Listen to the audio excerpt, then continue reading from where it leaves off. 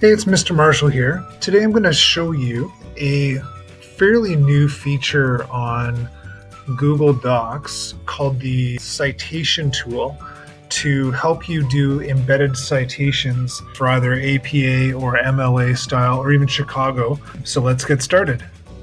So this is a quotation from a website that I've sourced. So we're going to just put the cursor at the end. We're going to go to Tools. We're going to go down to Citations. And it gives us the option here for APA or MLA. So since this is science, we're going to go APA. But you can also click on here and go MLA or Chicago. And then we're going to go to Add Citation or Source. We're going to go Website. Then we're actually going to go to the website. I've got it open here in another tab. This is from Science Daily. And so we're just going to skim through here and get some information. So the first thing we need is author. And right away, this one says source Rutgers University. So we think, oh, maybe it's an organization. But if we actually go down, we have several authors. So what we are going to do is we're going to put the first author and et al.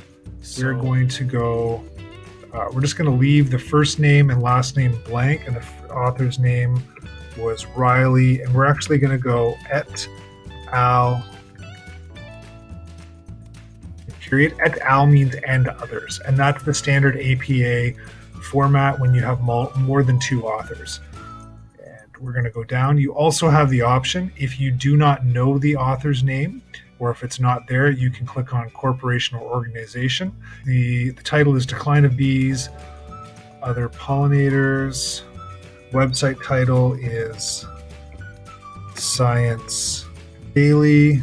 And then I'm going to need the URL down there. So I'm going to go Control C and Control V and paste it in. So for publish day, we're going to need the date. So we're going to go back here. Let's scroll up because I think I saw it at the top. So July 20th, 2020. So the day is July 28th it was.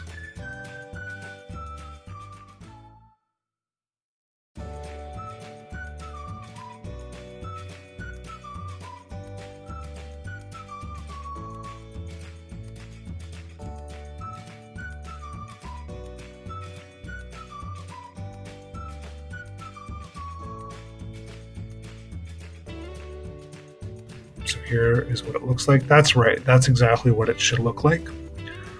Okay, and that's why we actually have to put that in all as the last name, even though et al. Is not actually a part of it. But because there are multiple authors, we want to do that.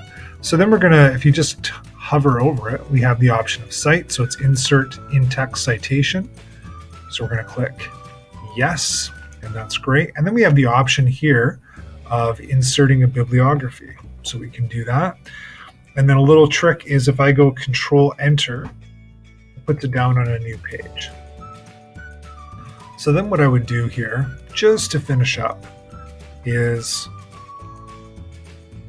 period should go at the end of the citation.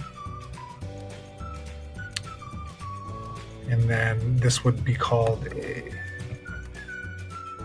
references page. And then we would actually just bold it. And there you have it. So hopefully that was helpful, and we'll see you next time.